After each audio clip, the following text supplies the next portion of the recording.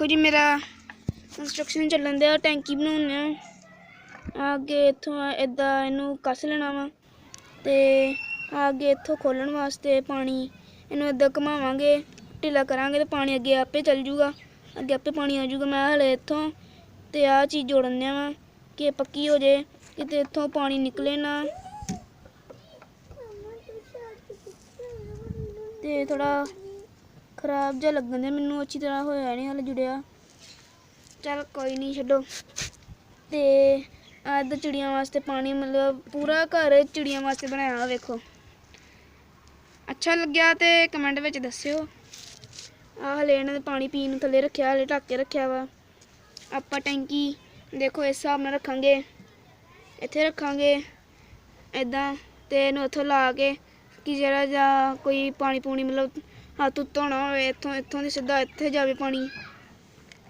ते बिल्कुल सीधा बाउंड्री है खाली जगह बिल्कुल सीधा जाती है अगे बंद है सीधा। तो हम तुहानूं अपने घर की इंट्रोडक्शन दसदा।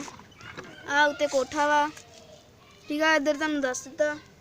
आ इधर साडा गैरेज वा सिंपल ओहदे खाली हले कुछ नहीं पाया।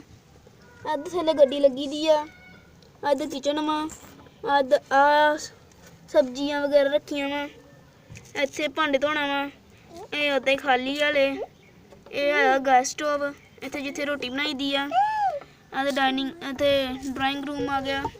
इत्थे स्पीकर आ टीवी आ उधर भी एक स्पीकर पिया वा इत्थे रिमोट वा इहदा टीवी दा। इधर सोफा वा वो भी सोफा अगे इधर फिर बैडरूम आ इत्थे पौड़ी आ पौड़ी दे लत्थ के अगे भी रख सकते हैं इदा इदा पौड़ी ला के रख ली। हाले आप थल्ले रखी आ मतलब पूरा पंछियों वास्ते घर बनाया दा सी। हाले आप थल्लों गड्डी गुड्डी वगैरह चक लेनी है क्योंकि ये चलती चुलती भी हैगी आ इस करके हले उदा ही आ सिंपल। हाले उहदे शो पीस वास्ते रखा समान ये बदले कुछ होर रखना हाले मतलब खान पीन दे वगैरह समान आ तुहानूं दस दित्ता। पानी पीन समान पानी रखा वा चिड़ियां दे वास्ते। ते आ मेरा भरा वा आखो कम्म इदा खोलदा रहिंदा खांदा रहिंदा। आ इत्थों ही आ ब्लॉक्स तो बनाया ही। ते जे तुहानूं आ घर अच्छा लगे तो कमेंट विच दस्सिओ।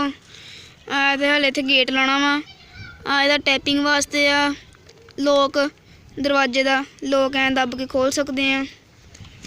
हले इत्थे दरवाजा लाना दरवाजा हले उत्थे बनन दिया वा मेरा वड्डा भरा बनाउण दिया वा ते कंप्लीट हो जाएगा तो असीं तुहानूं फिर तो ਇਹਦਾ पार्ट 2 भेजांगे। जे तुहानूं अच्छा लगे और लाइक कमेंट शेयर प्लीज़ कर देना और सब्सक्राइब भी कर देना। थैंक्स।